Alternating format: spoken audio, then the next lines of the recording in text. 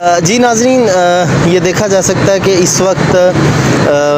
مسجد رحمت للعالمین کا جو موجودہ مناظر ہے وہ آپ دیکھ سکتے ہیں۔ یہاں پر پولیس کے اعلیٰ افسران جو ہیں وہ یہاں پر موجود ہیں۔ ایس ایس پی آپریشنز، اس طرح سے ایس پی صاحبان، ڈویژنل ایس پیز اور ڈی آئی جیز عہدے کے جو رینک کے افسران ہیں وہ بھی یہاں پر جو ہے وہ موجود ہیں۔ اور ابھی یہ مسجد رحمت للعالمین کا بالکل سامنے کے مناظر ہیں۔ یہاں پر پولیس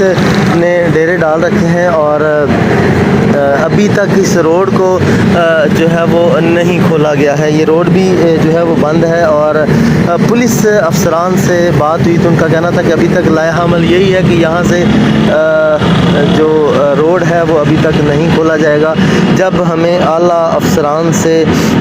اجازت ہوگی تو ہم یہ روڈ جو ہے وہ کھول دیں گے، اور ابھی تک یہ روڈ جو ہے وہ نہیں کھولا گیا ہے۔ اور سڑک کی ایک سائیڈ تو بالکل ہی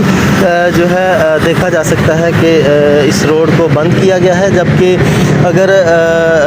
بات کی جائے افسران کی تو یہاں پر افسران بھی موجود ہیں اور یہاں پہ ٹی ایل پی کا کوئی بھی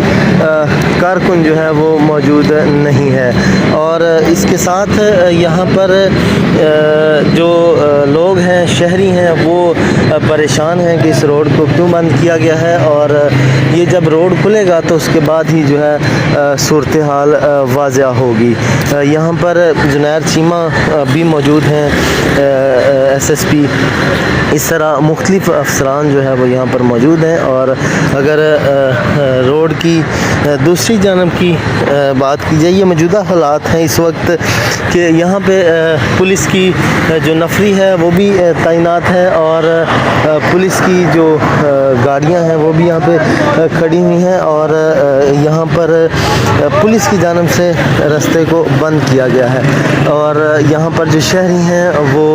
اس روڈ کو استعمال نہیں کر سکتے ہیں، جبکہ دوسری جانب کی جو صورتحال ہے وہ بھی اسی طرح سے ہے کہ یہاں پر پولیس کی نفری جو ہے وہ تعینات ہے، جبکہ یہ پولیس جو صرف اور صرف لاہور سے یہاں پہ نہیں لائی گئی بلکہ یہ پنجاب بھر سے پولیس کو یہاں پہ بلایا گیا اور یہاں پر ان کو تعینات کیا گیا۔ دوسری جانب جو صورتحال ہے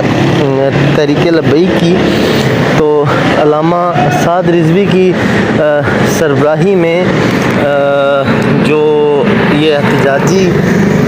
احتجاج ہے علامہ سعد رضوی کی سربراہی میں، وہ ابھی تک جاری ہے، اور یہاں پر ملتان روڈ کی جو